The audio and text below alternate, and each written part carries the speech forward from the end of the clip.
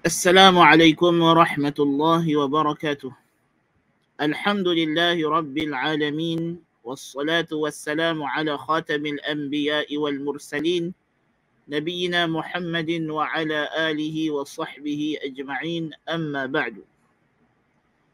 Para penonton, semoga Allah subhanahu wa ta'ala merahmati dan memberkati kita. Pada pagi ini, 1 Jamadil Akhir 1443 Hijrah bagi tahun umat Islam, kita bertemu meneruskan pengajian kita dalam kitab Ad-Da' wad-Dawa karangan Al-Imam Ibnu Qayyim Al-Jauziyah rahimahullahu ta'ala, dan kita masih lagi pada perbincangan beliau tentang maratib al-mahabbah, peringkat-peringkat cinta kepada Allah ataupun peringkat-peringkat cinta itu sendiri. Dan telah beliau nyatakan bahawa peringkat cinta yang seterusnya ialah at-tatayyum, yang mana at-tatayyum ini ialah cinta yang disertai dengan perhambaan diri kepada yang dicintai. Perasaan cinta yang membawa kepada memperhambakan diri, menghinakan diri kepada yang dicintai. Dan inilah hakikat mahabbatullah. Hakikat cinta kepada Allah ialah cinta yang terhimpun padanya al-khudu' wal-dhul, ketundukan dan penghinaan diri kepada Allah Jalla wa'ala, li mahabbatih, li kamali mahabbatih, kerana kesempurnaan cinta kita kepada Allah. Dan sebab itulah Allah Ta'ala menjadikan syirik dalam mahabbah, syirik dalam cinta kepadanya adalah aslu syirk, adalah asal dan tapak segala syirik yang berlaku. Punca disembah selain Allah Subhanahu wa Ta'ala. Punca golongan musyrikin menyembah ilah ma'bud selain daripada Allah. Seperti mana firman Allah, وَالَّذِينَ اتَّخَذُوا مِنْ وَمِنَ النَّاسِ مَنْ يَتَّخِذُ مِنْ دُونِ اللَّهِ أَنْدَادًا يُحِبُّونَهُمْ كَحُبِّ اللَّهِ وَالَّذِينَ آمَنُوا أَشَدُّ حُبًّا لِلَّهِ. Dan dari kalangan manusia ada yang menjadikan, yang mengambil selain daripada Allah tandingan-tandingan yang mereka jadikan sekutu bagi Allah dengan cara mereka mencintai. Yuhibbunahum kahubbillah. Mereka mencintai mereka. Mereka di sini al-andad, yakni sekutu-sekutu, seperti cinta mereka kepada Allah. Sedangkan orang yang beriman, cinta mereka kepada Allah lebih kuat kerana mereka tidak mensyirikkan Allah dalam cinta. Maka asal tauhid adalah ifradullah ta'ala bil mahabbah, mengesahkan Allah dalam rasa cinta.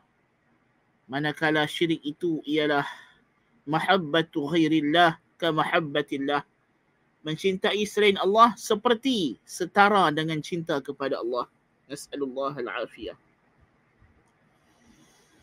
Kemudian kata Ibn Qayyim, walamma kana muradullahi min khalqihi huwa khulusu hadhihi al-mahabbati lah, ankara ala man ittakhadha min dunihi waliyan aw syafi'an ghayat al-inkar, wa jama'a dhalika taratan wa afrada ahadahuma 'anil akhari bil inkari tarah.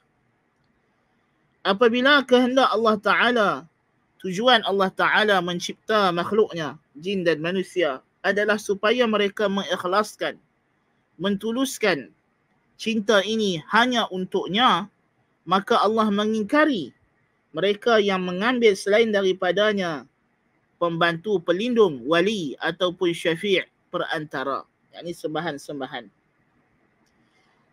Dengan pengingkaran yang sangat-sangat dahsyat, pengingkaran yang mencapai kemuncak pengingkaran, ghayatul inkar. Dan Allah menghimpunkan perkara itu kadang-kadang dalam ayat Al-Quran dan kadang-kadang disebutkan secara terpisah. Yakni kadang-kadang Allah Ta'ala mencela orang yang mengambil wali selain daripada Allah dan syafi' selain daripada Allah dalam ayat yang sama. Kedua-duanya disebut serentak, dan kadang-kadang dipisahkan. Ada ayat yang mencela orang yang mengambil wali selain Allah, dan ada ayat yang menggunakan orang yang mengambil selain Allah sebagai syafi' perantara. Faqala ta'ala, maka firman Allah Ta'ala, الله الذي خلق السماوات والأرض وما بينهما في 6 أيام ثم استوى على العرش ما لكم من دونه من ولي ولا شفيع أفلا تتذكرون. Dalam surah As-Sajdah, Allah lah yang menciptakan langit dan bumi dan apa yang ada di antara keduanya dalam tempoh 6 hari. Kemudian dia naik ke atas singgah sananya. Tiadalah bagi kamu selain daripadanya sebarang penolong, pembantu yang boleh kamu minta bantuan secara ghaib. Dan tiada pula perantara, orang tengah yang boleh menjadi orang tengah antara kamu dengan Allah dalam ibadah. Apakah kamu tidak mengingati? Jadi kalau dah Allah yang ciptakan langit dan bumi, kenapa perlu ada lagi selain daripada Allah sebagai tempat untuk kita meminta hajat dan keperluan kita secara ghaib? Dan kenapa masih lagi kita perlu mencari perantara sedangkan Allah Ta'ala lah Tuhan kita yang menciptakan kita. Waqal, dan firman Allah lagi, وَأَنذِرْ بِهِ الَّذِينَ يَخَافُونَ أَنْ يُحْشَرُوا إِلَى رَبِّهِمْ لَيْسَ لَهُمْ مِنْ دُونِهِ وَلِيٌّ وَلَا شَفِيعٌ لَعَلَّهُمْ يَتَّقُونَ. Dan berilah amaran dan peringatan dengannya, dengan Al-Quran, akan mereka yang takut untuk dihimpunkan kepada Tuhan mereka, yang takut, yang beriman dengan hari akhirat, bahawasanya tiada bagi mereka selain daripada dia sebarang pembela, penolong, penyelamat, dan tiada juga sebarang perantara supaya mereka bertakwa. Wa qala fil ifrad, dan dalam ayat yang memisahkan antara celaan terhadap orang yang mengambil syafi' dengan wali, pada syafi' tak ada firman am ittakhadhu min dunillahi syufa'a qul awalau kanu la yamlikuna syai'an wa la ya'qilun. Adakah mereka mengambil selain daripada Allah perantara-perantara dalam ibadah? Katalah olehmu wahai Muhammad kepada mereka, apakah walaupun mereka itu tidak memiliki sesuatu dan tidak berakal, adakah kamu masih nak menyembah sembahan-sembahan yang kamu sembah perantara antara kamu dengan Allah dalam ibadah ini, setelah mana kamu tahu mereka itu tidak memiliki apapun yang ada dalam alam ini, dan tidak juga mereka itu makhluk yang berakal. Wa qala ta'ala min waraihim jahannam wa la yughni anhum ma kasabu shay'an wa la mattakhadhu min dunillahi awliya wa lahum 'adzabun 'adzim. Di hadapan mereka ada neraka Jahannam yang menanti, dan tidaklah mampu menyelamatkan mereka itu apa yang mereka kerjakan daripada ibadah-ibadah syirik mereka, dan tidak juga apa yang mereka jadikan, yang mereka ambil selain daripada Allah sebagai pembela mereka, dan bagi mereka azab yang sangat dahsyat. Ini kerana orang musyrikin menyembah selain Allah Ta'ala, sama ada mereka menganggap dengan sembahan mereka itu mereka akan lebih dekat kepada Allah, yang dinamakan sebagai syufa'a, perantara. Ya, mereka menganggap bahawa dengan mereka menjadikan perantara dalam memohon bagi pihak mereka, maka mereka akan lebih hampir kepada Allah dan doa mereka lebih cepat untuk dikabulkan. Ini satu kepercayaan. Kepercayaan yang kedua, orang musyrikin beriktikad bahawa sembahan-sembahan mereka selain daripada Allah itu mempunyai kedudukan istimewa di sisi Allah yang boleh menyebabkan mereka ini menyelamatkan mereka daripada azab Allah atau murka Allah Subhanahu wa ta'ala. Dan Allah Ta'ala mencela kedua-dua bentuk kepercayaan yang karut marut ini, yang menjadi asal segala ibadat-ibadat yang syirik. فَإِذَا وَالَى الْعَبْدُ رَبَّهُ وَحْدَهُ أَقَامَ لَهُ الشُّفَعَاءَ وَعَقَدَ الْمُوَالَاةَ بَيْنَهُ وَبَيْنَ عِبَادِهِ الْمُؤْمِنِينَ فصاروا أولياءه في الله بخلاف من اتخذ مخلوقا وليا من دون الله فهذا لون وذاك لون كما أن الشفاعة الشركية الباطلة لون والشفاعة الحق الثابتة التي إنما تنال بالتوحيد لون، وهذا موضع فرقان بين أهل التوحيد وأهل الإشراك، والله يهدي من يشاء إلى صراط مستقيم. Ayat ini penting. Al-Qayyim rahimahullah nak bagi tahu bahawa beza syafaat yang Allah Ta'ala benarkan, yang Allah jadikan bagi orang yang beriman di hari akhirat nanti dengan syafaat syirik. Apa dia kata? Apabila seorang hamba itu memberikan kesetiaannya kepada Tuhannya sahaja, menyerahkan dirinya kepada Tuhannya sahaja, maka Allah Ta'ala akan menjadikan baginya syufaat, perantara yang akan menyelamatkan dia di hari akhirat dengan izin Allah. Allah yang akan izinkan. Bila kita nak melintah as-sirat, Nabi SAW kata, wa udhina lisyafa'ah, dan diizinkan untuk syafaat. Allah yang mengizinkan. Ini bagi mereka yang di dunia, mereka hanya memohon pertolongan kepada Allah, memohon segala hajat dan keperluan mereka kepada Allah secara ghaib, tidak menjadikan dalam ibadat mereka perantara antara mereka dengan Allah. Maka di hari akhirat nanti, Allah Subhanahu wa Ta'ala akan menjadikan baginya pelbagai sebab untuk dia diselamatkan daripada hari akhirat, di antaranya menerusi permohonan, permintaan saudara-saudara seagamanya kepada Allah Ta'ala supaya dia diselamatkan bila ahli syurga masuk ke syurga. Dalam hadis yang sahih dalam Sahih Al-Bukhari, mereka berkata, ya Allah, dulu kami ada saudara-saudara yang salat dengan kami, puasa dengan kami, ibadat dengan kami, tetapi kami tidak jumpa mereka dalam syurga ini, ya Allah. Maka Allah Ta'ala kata, pergi tengok dalam neraka. Mana yang kamu nampak, maka keluarkan. Maka ini syafaat. Siapa yang bagi? Allah Ta'ala yang izinkan.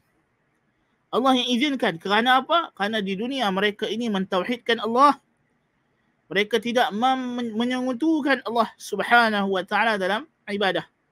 Mereka tidak merekayasa syafaat mereka sendiri. Maka Allah yang akan memberi ruang itu kepada mereka. Maka Allah Ta'ala akan tegakkan baginya syufaat, pembantu-pembantu, pembela-pembela yang akan mohon kepada Allah bagi pihaknya di hari akhirat. وَعَقَدَ الْمُوَالَاةَ بَيْنَهُ وَبَيْنَ عِبَادِهِ الْمُؤْمِنِينَ. Dan Allah ikat persetiaan di antara hamba-hambanya yang beriman. إِنَّمَا الْمُؤْمِنُونَ إِخْوَةً. Allah jadikan orang yang beriman yang mentauhidkannya ini sebagai saudara. Dan kesetiaan kepada sesama mereka diletakkan melebihi kesetiaan antara mereka yang ada tali hubungan darah, ibu ayah, adik-beradik sendiri. Jikalau mereka orang yang bukan Islam, mereka tidak mendapat hubungan yang akrab seperti antara seorang Muslim dengan Muslim yang seorang duduk di timur, seorang duduk di barat, tak pernah jumpa. Allahu Akbar kabira. Fasaru awliya'ahu fillah. Maka jadilah mereka itu saudara-saudara yang seagama, seiman dengannya itu, pembantu-pembantunya kerana Allah. Bikhilafi man ittakhadha makhluqan waliyan min dunillah. Berbeza dengan orang yang menjadikan makhluk sebagai pelindung daripada selain Allah. Jadi dia menjadikan, dia sendiri yang mengambil makhluk itu sebagai pelindungnya, perantaranya antara dia dengan Allah di dunia. Ini adalah beza sama sekali. Itu adalah satu warna, ini adalah satu warna yang lain. Dua-duanya dua warna yang berlainan. Sebagaimana syafaat yang syirik, yang batil itu satu jenis, dan syafaat hak yang sabit yang diperolehi dengan tauhid itu satu jenis yang lain.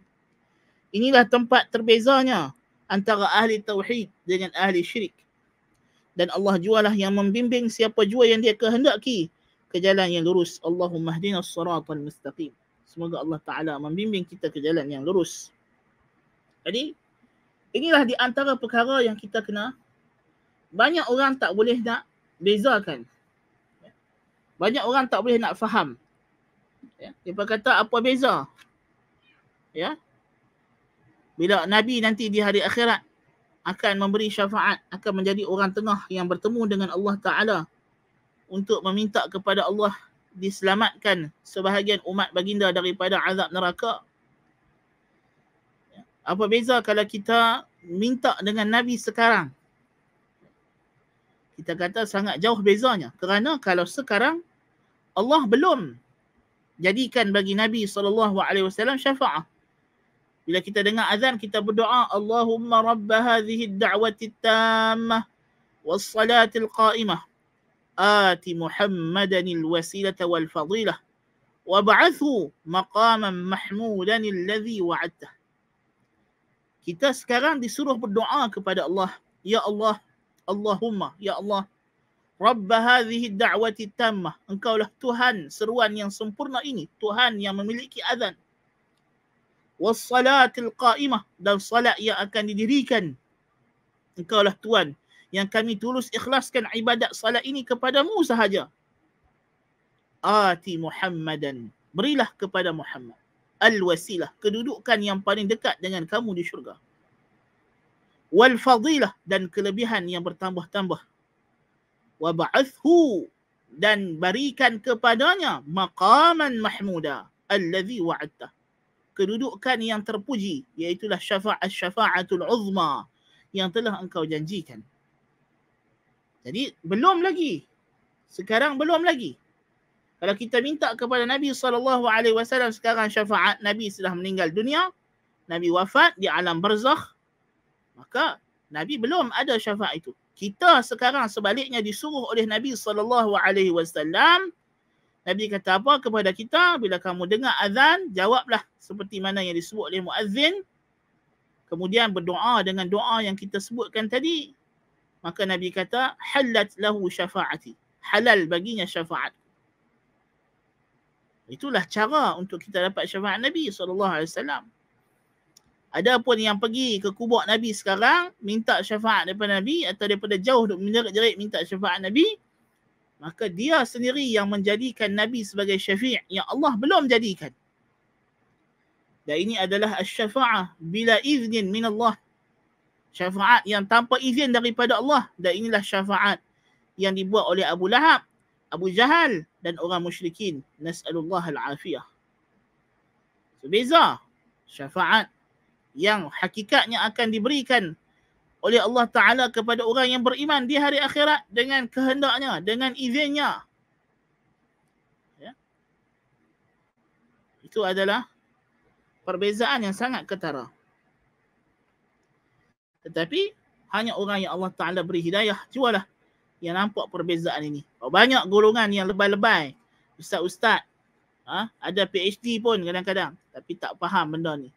Nas'alullah al-afiyah. Allahumma muqallibal qulub, thabbit qulubana ala dinik. Allahumma musarrifal qulub, sarif qulubana ila ta'atik. Rabbana la tuzigh qulubana ba'da idh hadaytana. Wahab lana min ladunka rahmah, innaka antal wahhab. Rabbana innaka jami'un nasi yawmin la rayba fih. Inna Allah la yukhliful mi'ad.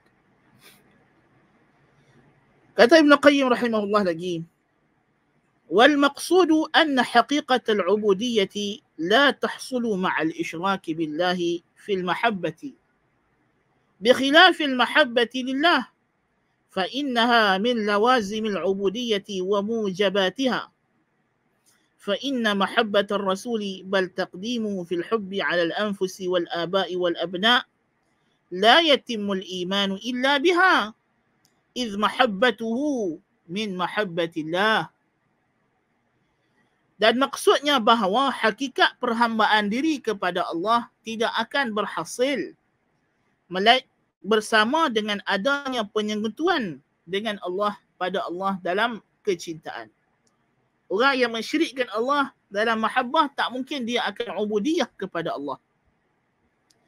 Tak mungkin dia akan mengikhlaskan ibadat kepada Allah. Jadi tidak ubudiyah itu asal tapaknya ialah mahabbatullahi wahdah, mencintai Allah semata-mata.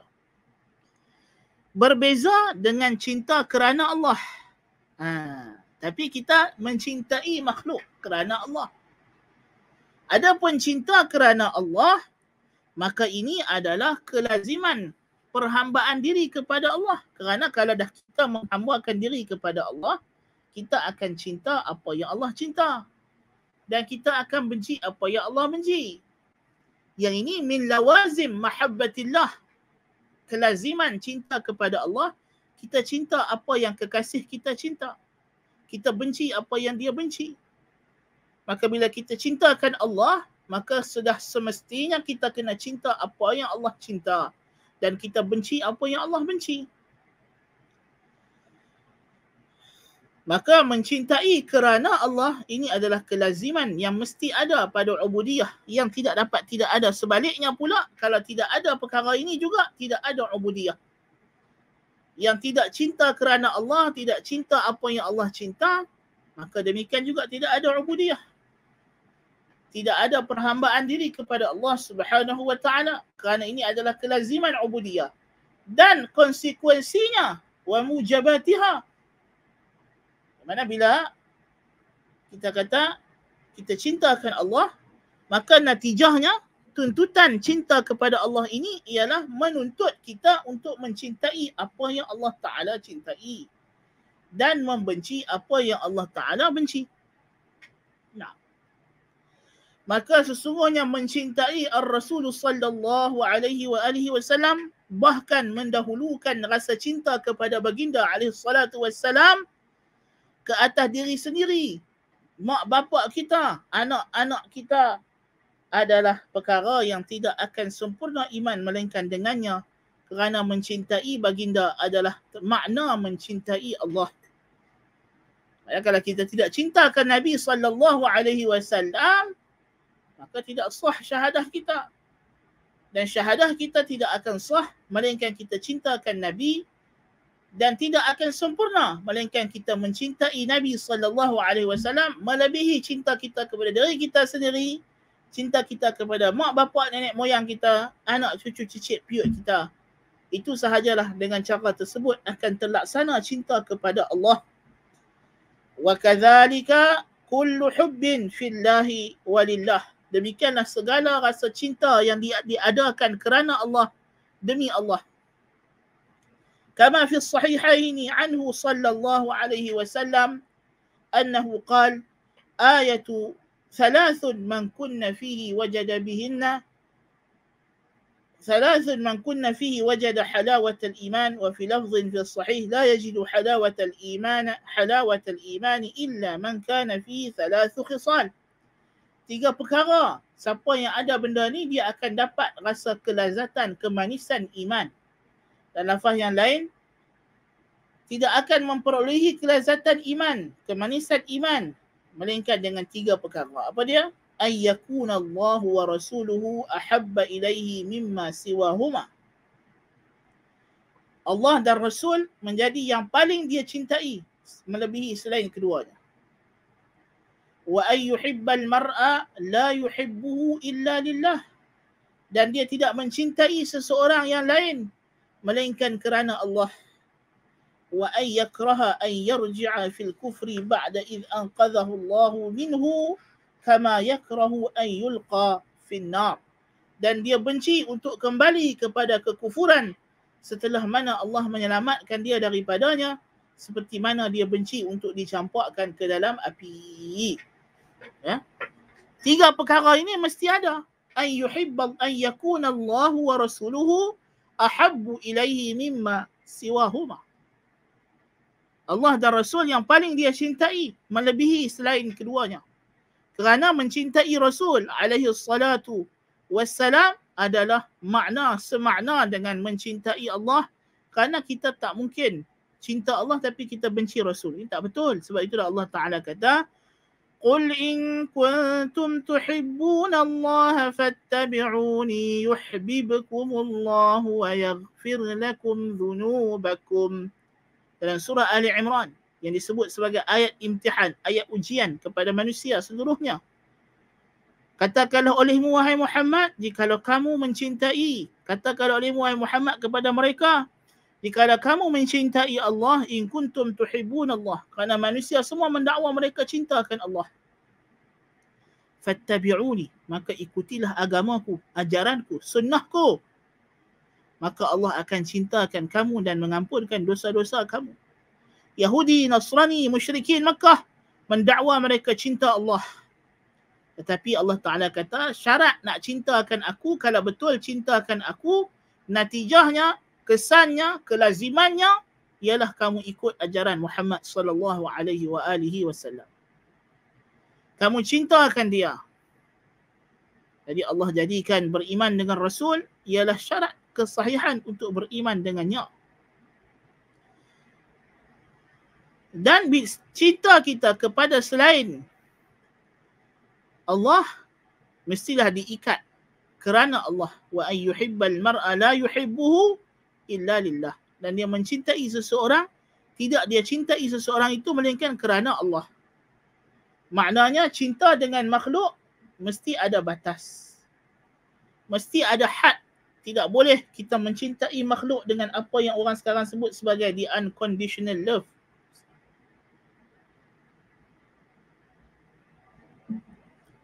Itu hanya untuk Allah tabaraka wa ta'ala. Kita cinta siapa pun, mak kita, puak kita, anak kita, bini kita, kawan kita, adik-beradik kita, mesti ada batas. Batasnya ialah dalam rangka tidak melanggar hukum hakam Allah tabaraka wa ta'ala. Kalau cinta itu sehingga melanggar hukum hakam Allah tabaraka wa ta'ala, maka itulah jalan nak menuju kepada syirik dalam mahabbah.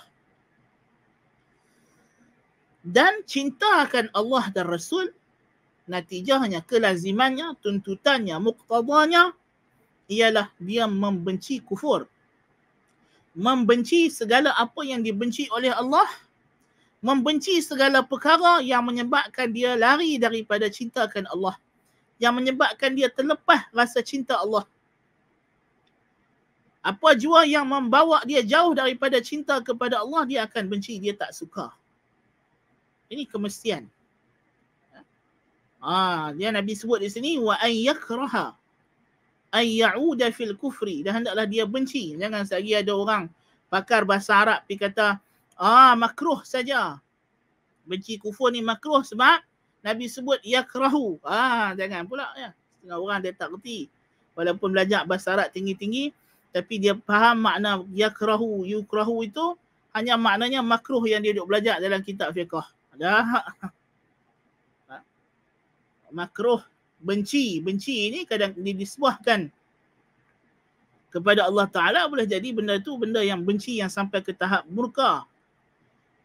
Wa karraha ilaikumul kufra wal fusuqa wal isyan.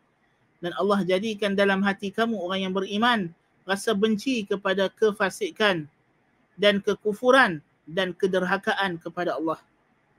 Allah jadikan dalam hati kamu rasa benci kepada kufur. Wa karraha ilaikumul kufra wal fusuqa, dan kefasikan, wal isyan, dan penderhakaan kepada Allah. Bukan makna benci kufur itu makruh tak. Di sini ialah haram. Yani haram kita cintakan kekufuran. Bahkan mencintai kekufuran adalah kufur. Bahkan wajib kita membenci kekufuran. Maka macam di sini lah, wajib benci kufur. Ya, seperti mana seseorang itu benci dicampakkan ke dalam api. Wa fil hadits alladhi fi sunan man ahabba lillahi wa abghadha lillahi wa a'ta lillahi wa mana'a lillahi faqad istakmala al-iman. Dalam hadis yang diriwayatkan dalam kitab As-Sunan, dalam Sunan Abi Daud dan lain-lain, barang siapa yang cintakan kerana Allah, mencintai kerana Allah, membenci kerana Allah, memberi kerana Allah, menekat kerana Allah, maka dia telah menyempurnakan iman. Ya, maka dia telah menyempurnakan iman. Maka ini adalah kelaziman iman. Cinta kerana Allah, benci pun kerana Allah. Mesti benci juga apa yang Allah benci. Kalau tidak, cinta kita cinta palsu. Ya, cinta palsu. Memberi kerana Allah, menghalang kerana Allah. Kalau dia bagi, bagi kerana Allah. Kalau dia tak bagi kerana Allah Subhanahu wa ta'ala. Maka dia telah menyempurnakan iman. Wa fi hadithin akhar, ma tahabba rajulani fillahi illa kana afdaluhuma ashaddahuma hubban li sahibihi.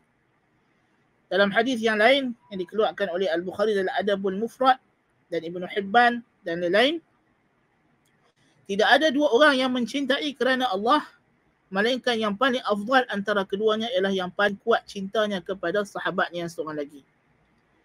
Ini adalah semuanya kerana kelaziman cinta kepada Allah. Fa inna hadhihi al-mahabbata min lawazimi mahabbatillahi wa mujabatiha wa kullama kanat aqwa kana asluha kadzalik. Ini semua adalah kelaziman dan kesan daripada cinta akan Allah. Jikalau semakin kuat cinta kepada Allah, semakin kuat jugalah perasaan cinta kita kepada makhluk ini kerana Allah. Semakin kuatlah perasaan cinta kita kepada Nabi, semakin kuatlah kita mengikut sunnah Nabi SAW dan membenci perkara-perkara yang berlawanan dengan sunnah Nabi SAW. Kalau kita semakin cintakan Allah, semakin kita cintakan Nabi, ikut sunnah Nabi. Dan semakin kita benci benda-benda yang menyanggahi sunnah Nabi, perkara-perkara bid'ah, perkara-perkara yang Allah Ta'ala haramkan, makruhkan, semakin kita akan benci perkara tersebut. Semakin kendur dan lemahnya cinta kita kepada Allah, itulah yang menyebabkan kita suka dan cinta kepada maksiat dan kederhakaan kepada Allah. Inilah poin yang Ibnu Qayyim nak bagi tahu yang menyebabkan bab ini datang. Ya. Naam. Kemudian beliau rahimahullah nak menjelaskan jenis-jenis mahabbah. Jenis-jenis cinta yang mana disyariatkan, yang mana dilarang dan mana yang dibenarkan. Faslun, satu fasal dia kata, wa hahuna arba'atu anwa'in min al-mahabbati yajibu at-tafriqu bainaha. Wa innama dhalla man dhalla bi'adami at-tamyiz bainaha. Ada 4 jenis cinta yang kita kena bezakan, dia kata. Yang dia akan sebut nanti sebenarnya 5. Tapi ada 4 jenis yang mustahak untuk kita bezakan, dia kata. Yang mana kalau tak dapat dibezakan perkara inilah menyebabkan orang yang sesat itu menjadi sesat dalam masalah ini. Apa dia? Ahaduha mahabbatullah. Yang pertama ialah cinta akan Allah. Rasa cinta kepada Allah. Wala takfi wahdaha fi an-najati min 'adzabihi wal fawzi bi thawabih. Fa innal musyrikina wa 'ubbad as-salib wal yahuda wa ghairahum yuhibbuna Allah. Yang pertama cinta akan Allah. Yang ini tak cukup, tapi mesti ada, tapi tak cukup. Sekadar cinta akan Allah tidak cukup untuk kita selamat daripada azabnya dan mendapat ganjaran pahalanya. Kerana orang musyrikin, penyembah salib, Nasrani dan Yahudi, semuanya mendakwa mereka cintakan Allah. Bahkan memang mereka cintakan Allah. Mereka memperhambakan diri mereka kepada Allah. Sudah tentu mereka cintakan Allah. Tidak dapat tidak. Tetapi mereka syirik dalam mahabbah. Maka cinta kepada Allah saya tidak cukup. Tetapi mestilah cinta kepada Allah semata-mata. Wahdah. Al-thani, mahabbatu ma yuhibbuhu Allah. Yang kedua, mencintai apa yang dicintai oleh Allah juga. Inilah kelaziman daripada cinta kepada Allah. Mesti cinta apa yang Allah cinta. Tak jadi kalau kita cinta Allah, tapi apa yang Allah cinta kita tak suka. Macam orang Yahudi. Dia kata dia cinta Allah. Tapi bila Allah ubah kiblat, dia tak mahu. Allah hantar Nabi daripada bukan Yahudi, dia tak mahu ikut. Sedangkan tentulah bila Allah ubah kiblat kepada Kaabah, Allah Ta'ala cintakan kiblat itu. Sebab itu Allah Ta'ala suka kita salat menghadap ke Kaabah. Dan Allah hantar Rasulnya Muhammad SAW, Allah cintakan Rasul itu. Sampai dia suruh kita ikut segala suruhannya. Ma atakumur rasulu fakhudhuhu wa ma nahakum anhu fantahu. Sampai apa saja yang Nabi suruh, Tuhan kata ikut. Apa yang dia larang, jangan buat. Kalau tidak kerana Tuhan mencintai Rasul ini, takkanlah dia suruh kita buat macam itu. Tapi Yahudi tak buat. Ya. Orang Nasrani pun sama. Orang musyrikin pun sama. Jadi apa yang tak ada pada mereka ni, mereka cinta Allah tapi tak cinta apa yang Allah Ta'ala cintai. Jadi dia kata wa hadhihi allati tudkhiluhu fil islam wa tukhrijuhu minal kufr. Cinta apa yang Allah cinta, inilah yang menyebabkan seseorang itu masuk Islam, keluar daripada kufur. Kalau dia cintakan Allah dan cinta apa yang Allah Ta'ala cintai, maka dia akan masuk Islam dan tinggalkan kufur, kerana Allah cintakan Islam dan Allah bencikan kufur. Wa ahabbun nasi ila Allah aqwamuhum bihadhihi al-mahabbati wa ashadduhum fiha. Orang yang paling, ya, apa nama?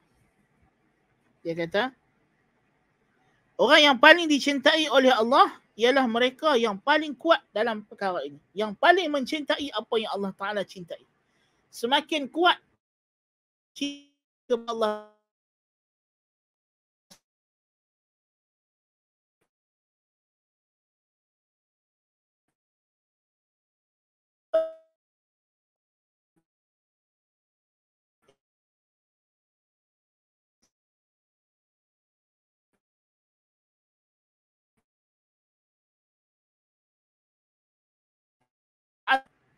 mencintai apa yang Allah cintai. Diikuti yang ketiga. Yang ketiga apa dia? Al-hubbu lillahi wa fih. Cinta kerana Allah, demi Allah. Wahiyya min lawazimi mahabbati ma yuhib, wa la yastaqimu mahabbatu ma yuhib illa bil hubbi fihi wa lah. Kelaziman yang ketiga ialah cinta kerana Allah, demi Allah. Yang ini kelaziman daripada kita mencintai apa yang Allah Ta'ala cintai. So kita cintakan Allah. Kemudian kita cintakan apa yang Allah cintai telah Rasulnya sallallahu alaihi wasallam. Kemudian kita mencintai apa yang kita mencintai selain daripada Allah dan Rasul kerana Allah, kerana suruhan Allah. Ataupun kita cinta itu dalam rangka yang dibenarkan oleh Allah Subhanahu wa Ta'ala. Kita tidak melampaui batas. Kita tidak akan mendahulukan cinta kita kepada makhluk melebihi cinta kita kepada Allah. Ar-rabi' al-mahabbatu ma'allah. Yang keempat, cinta bersama dengan Allah. Cinta lain kepada Allah seperti cinta kepada Allah. Inilah dia wahiyal mahabbatu syirkiyah. Inilah cinta yang syirik. Wa kullu man ahabba syai'an ma'allahi la lillah wa la min ajlihi wa la fih. Apa tanda cinta selain Allah seperti cinta kepada Allah? Sesiapa yang mencintai sesuatu bersama dengan Allah seperti dia cinta kepada Allah, tidak kerana Allah, tidak demi Allah, faqad ittakhadhahu niddan min dunillah wa hadhihi mahabbatul musyrikin. Maka dia telah menjadikan yang dicintai itu sebagai sekutu bagi Allah. Dan inilah kecintaan orang musyrikin. Cintakan wali-wali, cintakan orang soleh, nabi-nabi mereka setara dengan cinta mereka kepada Allah. Sehingga akhirnya mereka menyembah, menyekutukan wali tadi, meletakkannya setara pada kedudukan uluhiyah. Wa baqiya qismun khamis, dan berbaki bahagian yang kelima daripada bahagian cinta. Laisa mimma nahnu fih. Bukan dalam perbincangan kita. Dia kata ni secara direct tidak ada kaitan dengan tajuk yang kita duk bincang ini. Dari sudut perasaan cinta yang mesti ada dalam rangka nak mengeluarkan rasa seronok dengan maksiat daripada hati. Betul tak? Hak kita duk baca daripada awal fasal ni ialah Ibn Qayyim bagi tahu bahawa kalau kita nak mengeluarkan rasa seronok dan suka kepada maksiat, kita mesti isi jiwa kita dengan cinta kepada Allah, kerana Allah mencintai apa yang Allah cintai, membenci apa yang Allah benci. Dan punca seseorang itu terjebak ke dalam ketagihan dosa dan maksiat tidak lain tidak bukan kerana kekurangan rasa cinta kepada Allah Subhanahu wa Ta'ala. So dari satu sudut itu Ibn Qayyim kata cinta yang kelima ini tidak berkaitan dengan perbincangan kita, tetapi mesti disebut, iaitulah apa dia, wa huwal mahabbatu tabi'iyah, cinta tabi'i. Wa hiya mailul insani ila ma yulaimu tab'ahu كمحبة العطشان للماء والجائع للطعام ومحبة النوم والزوجة والولد. Iaitulah kecenderungan manusia kepada apa yang bersesuaian dengan tabiatnya, nature-nya. Seperti cintanya orang yang dahaga kepada air, orang yang mengantuk kepada tidur, cintakan pasangan hidup, anak. Ya. Ini adalah mahabbah tabi'iyah. Fatilka la tuzammu illa idza alhat an dzikrillahi wa syaghalat an mahabbati. Sukanya jiwa kepada benda ini tidaklah dilarang dan tidak dicela. Dia adalah benda yang harus dibenarkan.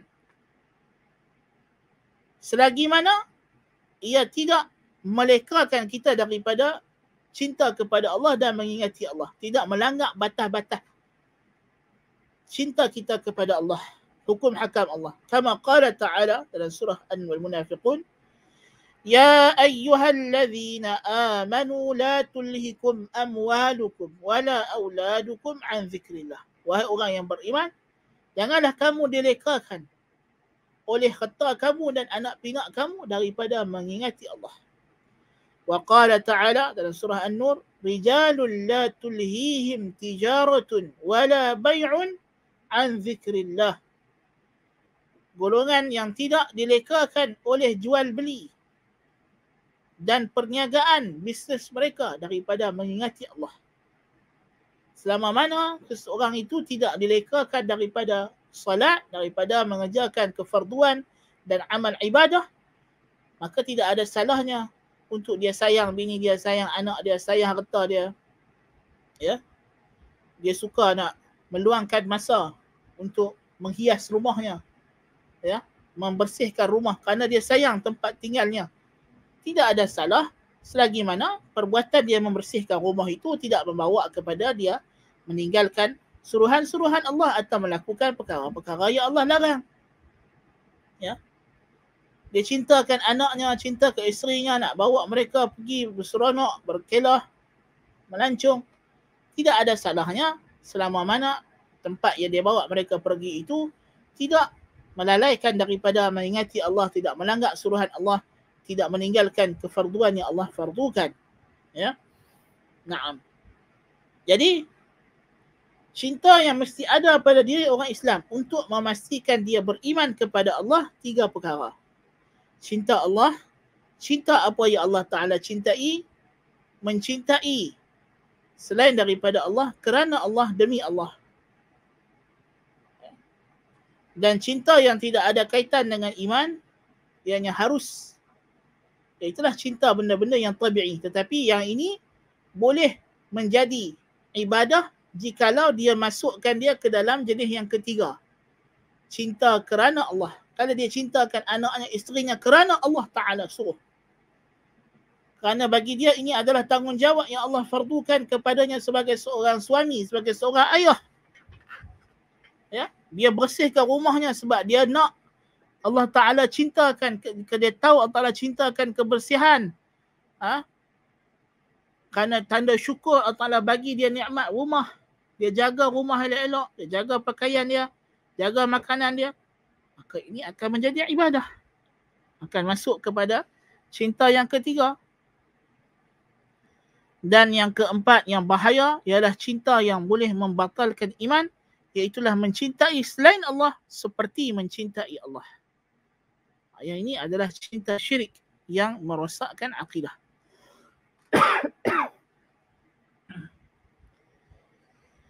Naam. Kemudian kata Ibn Qayyim rahimahullah ta'ala,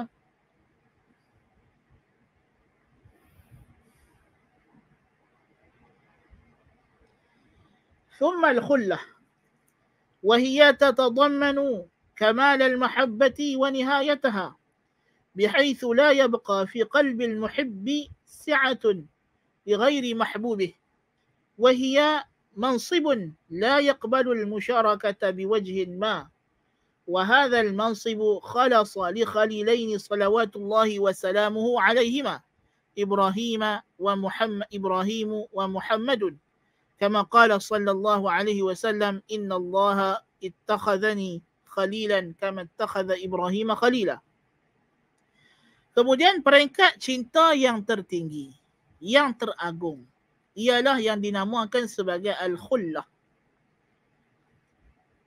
Dinamakan sebagai al-khullah. Orang Arab namakan cinta ini diambil daripada perasaan cinta yang digambarkan seolah-olah ruh dua jiwa bersatu sehingga kekasih merasai bahawa dirinya adalah diri kekasihnya. Ya. Ini dalam konteks makhluk lah. Perasaan cinta yang memenuhi segenap ruang sehingga dia tak mampu lagi untuk mencintai orang lain, melainkan kepada yang satu itu sahaja. Maksudnya kemuncak cintaan, cinta yang paling tinggi, namanya al-khullah, yang terkandung padanya kesempurnaan cinta dan kemuncaknya. Cinta yang tidak ada lagi lepas itu cinta, yang tak boleh ditandingi oleh apa-apa benda. Dia sanggup berkorban apa saja, harta dan nyawa, demi yang dicintainya. Dan dia tidak perlukan apa-apa balasan atau ganjaran. Di mana tidak ada lagi dalam hati kekasih ruang untuk selain kekasihnya. Tak ada lagi ruang untuk masuk dalam jiwanya rasa cinta, melainkan kepada kekasihnya sahaja. Dan ini adalah kedudukan yang tidak menerima sebarang sekutu dalam apa jua bentuk. Dan kedudukan inilah yang telah tulus untuk dua kekasih agung Allah, iaitulah Ibrahim dan Muhammad sallallahu alaihi wasallam. Seperti mana sabda Nabi sallallahu alaihi wasallam, sesungguhnya Allah telah mengambil aku sebagai kekasih agungnya seperti mana dia mengambil Ibrahim sebagai kekasih agungnya. Innallaha qad ittakhadhani khalilan kama ittakhadha Ibrahim khalila. Wa fi as-sahih anhu sallallahu alaihi wasallam, kuntu muttakhidhan min ahli al-ard khalilan lattakhadhtu Aba Bakr khalila walakin sahibukum khalilullah. Nabi kata ketika dekat-dekat dia nak wafat, dia bagi tahu, kalaulah aku hendak mengambil seseorang daripada penduduk bumi ini sebagai kekasih teragung aku, khalilku, maka tentulah aku akan ambil Abu Bakar menjadi khalilku. Abu Bakar kawan baik Nabi, tapi Nabi tidak jadikan dia khalil. Apa makna khalil? Kekasih teragung. Tetapi sahabat kamu ini, yakni Nabi Muhammad sallallahu alaihi wasallam itu sendiri, maksud baginda, diri baginda itu sendiri adalah kekasih agung Allah, Khalilullah. Disebabkan Nabi adalah Khalilullah, Nabi tidak boleh ada Khalil yang lain. Wa fi hadithin akhar, inni abra'u ila kulli khalilin min khullatihi. Dan hadis yang lain Nabi kata, aku berlepas diri daripada setiap khalil daripada khullahnya. Ini aku tidak boleh membalas kalau pun ada di kalangan kamu menjadikan aku khalilnya. Macam Abu Hurairah kata, amarani khalili, telah khalilku, kekasih agungku, memerintahkan kepadaku. Yani sahabat tentulah khalil mereka ialah Nabi SAW dari sudut penduduk bumi. Bukan bermakna mereka menyekutukan cinta mereka dengan Allah, tapi dari sudut makhluk yang paling mereka cintai dalam hidup mereka ialah Nabi SAW. Tapi Nabi kata, aku tak boleh nak balas kerana aku adalah kekasih agung Allah. Maka aku dah cintakan Allah Ta'ala sepenuh jiwa raga aku dah tak boleh nak rasa. Itu maksud Nabi. Aku dah tak ada kemampuan untuk rasa cinta seperti rasa cinta aku kepada Allah itu, maksudnya rasa cinta yang habis-habis kemuncaknya untuk makhluk, tidak ada lagi. Adapun mahabbah ya, ditanya kepada Nabi SAW, man ahabbun nasi ilaik, siapakah orang yang paling kau kasihi, kau sayang? Dia kata Aisyah.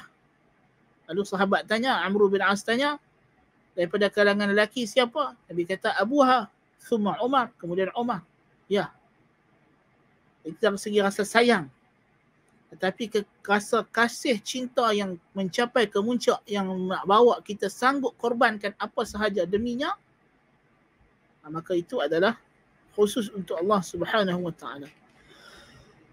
ولما سأل إبراهيم الولد فأعطيه وتعلق حبه بقلبه فأخذ منه شعبة غار الحبيب على خليله أن يكون في قلبه موضع لغيره فأمره بذبحه وكان الأمر في المنام ليكون تنفيذ المأمور به أعظم ابتلاء وامتحانا ولم يكن المقصود ذبح الولد ولكن المقصود ذبحه من قلبه ليخلص القلب للرب فلما بادر الخليل إلى الامتثال وقدم محبة الله على محبة ولده حصل المقصود فرفع الذبح وفدي بذبح عظيم فإن الرب تعالى ما أمر بشيء ثم أبطله رأسا بل لابد يبقى بعضه أو بدله كما أبقى شرعية الفداء وكما أبقى استحباب الصدقة بين يدي المناجاة وكما أبقى الخمس صلوات بعد رفع 50 وأبقى ثوابها وقال لا يبدل القول لدي هي 5 وهي 50 في الأجر. Oleh sebab itulah bila Nabi Ibrahim AS nakkan anak, minta anak kepada Allah sebagai penerus warisan. Dah dapat anak, bila Nabi Ismail AS semakin besar, maka mulalah meresap ke dalam jiwanya seperti yang meresap ke dalam jiwa ibu bapa yang lain, iaitulah rasa cinta akan kepada anaknya. Rasa untuk melakukan apa saja dalam rangka nak menjaga anaknya.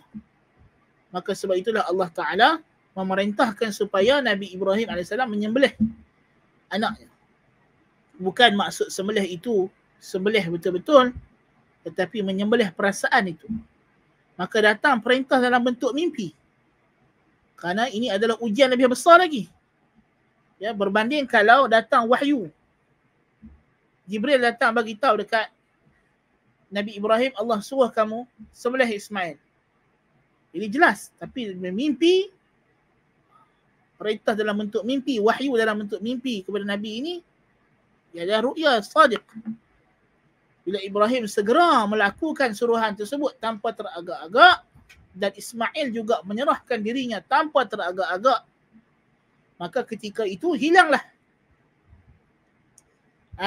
Ketika itu terbuktilah bahawa cinta Ibrahim kepada Allah lebih tinggi, lebih agung. Ya. Maka dengan itu terlaksanalah kehendak Allah Ta'ala. Maka Allah ganti dengan binatang kibash bizabhin azim. Ya. Kerana kata Ibn Qayyim, suruhan Allah Subhanahu wa Ta'ala tidak akan Allah Ta'ala hapuskan sepenuhnya. Ya. Allah Ta'ala bila dia suruh buat sesuatu, kemudian dia ganti dengan suruhan yang lain, dia tidak akan hapuskan suruhan yang pertama itu, hapus terus, tidak. Tetapi akan dikekalkan sebahagiannya atau diganti dengan hukum yang lain yang lebih yang lebih hebat atau yang setara atau yang lebih kurang. Ya. Maka diganti itu dengan menyembelih haiwan korban.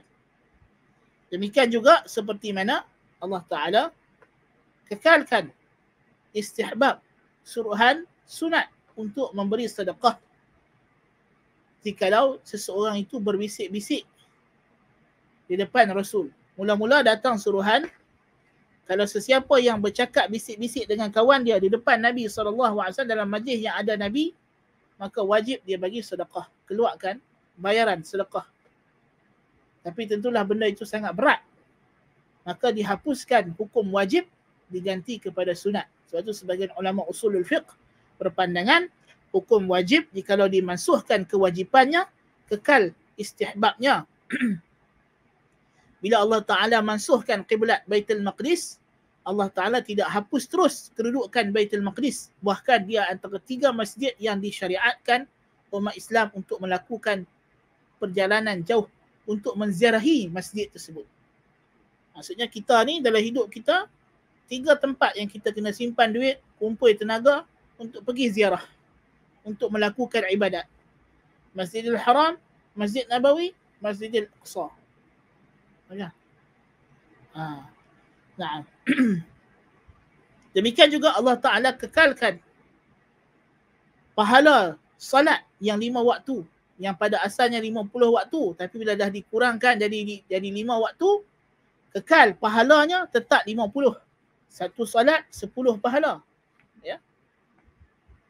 Sebab itu Allah Ta'ala kata tidak diubah keputusan di sisiku, ianya adalah 5 dan ia adalah 50 pahala. Jadi kita buat salat 5 waktu, tapi di sisi Allah seperti 50 waktu. Allahu Akbar kabira. Kita salat subuh seumpama kita salat 10 salat. Kita salat zuhur, kita salat lagi 10. Asar lagi 10, maghrib lagi 10, isyak lagi 10. Jadi cinta teragung ialah al-khullah. Jadi al-khullah ini hanya diberikan kepada 2 orang Rasul, iaitulah Nabi kita Muhammad SAW dan datuk baginda, moyang baginda, iaitulah Nabi Ibrahim Khalilullah. Yang mana kedua-dua mereka ini adalah Khalilullah, kekasih agung Allah, yang mendapat martabah al-khullah. Adapun martabah mahabbatullah, Allah Ta'ala cintakan makhluknya, maka cinta Allah banyak. Banyak benda Allah Ta'ala cintai, yuhib. Ini masalah orang Melayu hanya ada satu perkataan, cinta. Orang Arab kita sebut tadi dah ada banyak dah kataan untuk menggambarkan situasi dan tahap yang berbeza. Setiap perasaan cinta pada tahap yang berbeza, orang Arab letak nama yang lain. Subhanallah.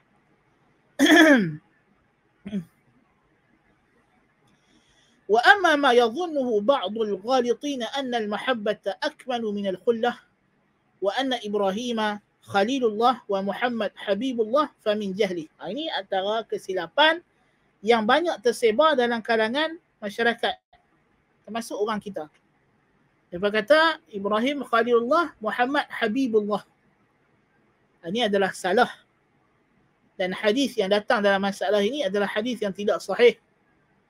Ya, tidak ada hadis yang sahih mengatakan Ibrahim Khalilullah, Muhammad Habibullah, kerana ini melazimkan kedudukan Nabi kita SAW lebih rendah daripada kedudukan Nabi Ibrahim alaihissalam. Ini salah. Kerana khullah adalah martabat cinta teragung. Maka kata Ibn Qayyim, apa yang disangka oleh sebahagian orang yang salah bahawa mahabbah lebih sempurna daripada khullah dan Ibrahim adalah Khalilullah dan Muhammad adalah Habibullah, maka ini adalah daripada kejahilannya. Fa innal mahabbata 'ammatun wal khullatu khassah wal khullatu nihayatul mahabbah. Kerana mahabbah adalah umum, nama umum untuk cinta yang merangkumi semua peringkat. Sedangkan al-khullah adalah kemuncak mahabbah, kesudahannya. Waqad akhbara an-nabiy sallallahu alaihi wasallam anna Allah ittakhadhahu khalilan wa nafa an yakuna lahu khalilun غير ربه مع إخباره بمحبته لعائشة ولأبيها ولعمر بن الخطاب وغيرهم. Sebab apa kita kata? Nabi bagi tahu, kata Allah Ta'ala jadikan Ibrahim Khalil dan dia juga Khalilullah. Dan disebabkan dia Khalilullah, dia tidak boleh menjadikan orang lain sebagai Khalilnya, termasuk Abu Bakar. Tetapi dalam masa yang sama, Nabi kata, aku cintakan Abu Bakar. Ditanya kepada Nabi, ahabbun nasi ilaik, man ahabbun nasi ilaik, siapakah orang yang paling kau suka, kau sayang? Nabi kata Aisyah. Qultu minar rijal, kata Amr bin al-As, daripada kalangan sahabat kamu lelaki, siapa yang paling kamu sayang? Qala abuha, Nabi kata bapa Aisyah, itulah Abu Bakar. Qultu thumma man, siapa lagi lepas itu? Nabi kata thumma Umar, kemudian Umar. Ya, Nabi cintakan Hasan dan Husain, ya, cucu baginda sallallahu alaihi wasallam. Nabi cintakan anak dan isteri-isteri baginda. Dia tidak menafikan. Jadi mahabbah lebih rendah daripada khullah. Wa aidan fa inna Allah subhanahu yuhibbu at-tawwabin, yuhibbu al-mutatahhirin, yuhibbu as-sabirin, yuhibbu al-muhsinin, wa yuhibbu al-muttaqin, wa yuhibbu al-muqsitin. Allah juga bagi tahu kepada kita dia cinta banyak jenis orang. Allah Ta'ala cintakan orang yang bertaubat, cintakan orang yang bersuci, cintakan orang yang sabar, cinta orang yang muhsin, cinta orang yang bertaqwa, cinta orang yang adil. Yuhib, mahabbah. Tetapi, wa khullatuhu khassatun bil khalilain. Ya?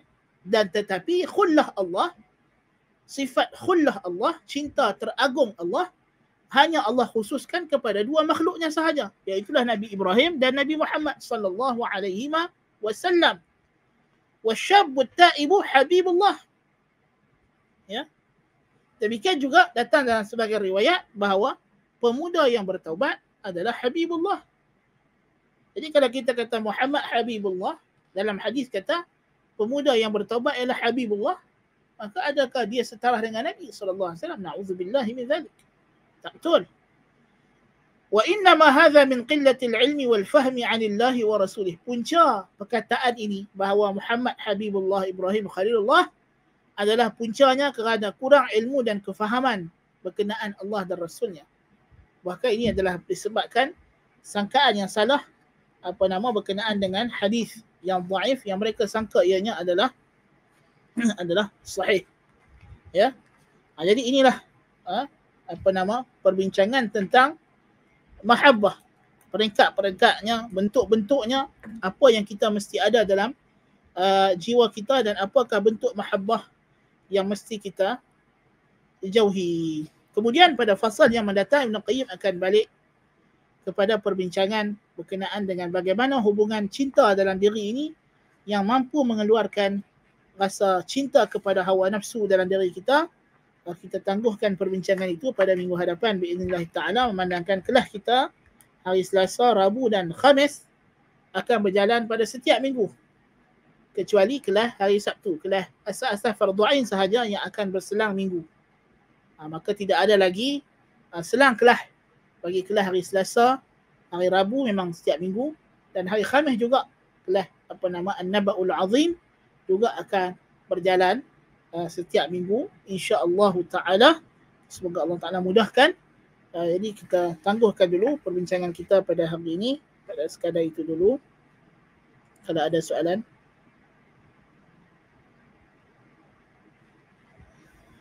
Assalamualaikum warahmatullahi wabarakatuh. Apakah yang kita buruk? Tak betul sebab baca.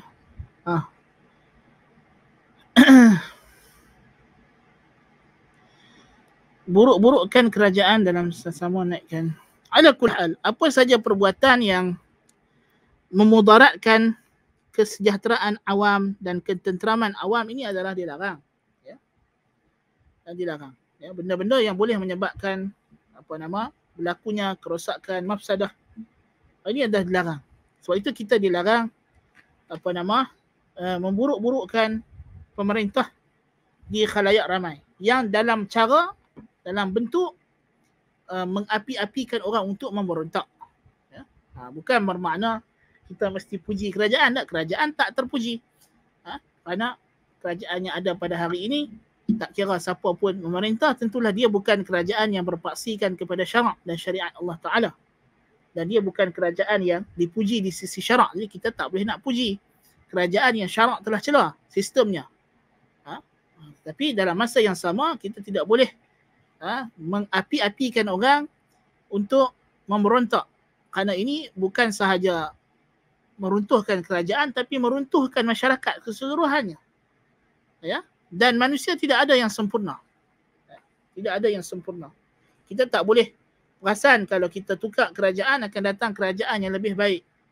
Ya? Sedangkan sistemnya adalah sama. Sistemnya masih lagi sistem yang tidak mengikut syariat Allah Subhanahu wa Ta'ala. Maka tetaplah selagi mana tidak ada redha Allah, maka kita tidak akan mendapat keberkatan daripada Allah Subhanahu wa Ta'ala. Allah Ta'ala alam bisawab. Assalamualaikum warahmatullahi wabarakatuh. Selalu zahirkan kita baca Al-Quran, baca kitab yang tidak suka ilmu dikira ujub. Ini bergantung kepada niat. Wallahu a'lam. Apa perasaan niatnya? Jadi kita kata menzahirkan amal ibadah jikalau ada maslahah dan kita boleh menjaga hati kita, maka itu adalah kalau ada keperluan untuk menyebarkan kebaikan, nak bagi tahu orang kata ada majlis ilmu supaya orang juga datang bersama kita, maka sekadarnya. Tapi berlebih-lebihan dalam bab ini juga ana lihat tidak bagus. Ya, tidak bagus. Berlebih-lebihan maksudnya gambar itu kita tengok tak ada kaitan pun dengan nak promosi majlis ilmu, lebih kepada nak promote kata dia yang datang majlis ilmu, itu tak betul lah. Tapi kalau tujuan dia promote benda tersebut adalah untuk mengajak orang bersama-sama datang majlis ilmu, tidak ada masalah. Untuk bagi tahu orang betapa seronoknya mengaji dan sebagainya, itu balik kepada niat masing-masing dan sejauh mana setiap orang itu dia boleh menjaga hatinya daripada riak. Jaga hatinya daripada riak. Nas'alullah al-afiyah. وصلى الله نبينا محمد وعلى آله وصحبه بارك وسلم. أقول قولي هذا وأستغفر الله العظيم لي ولكم. سبحانك اللهم بحمدك أشهد أن لا إله إلا أنت أستغفرك وأتوب إليك. السلام عليكم ورحمة الله وبركاته.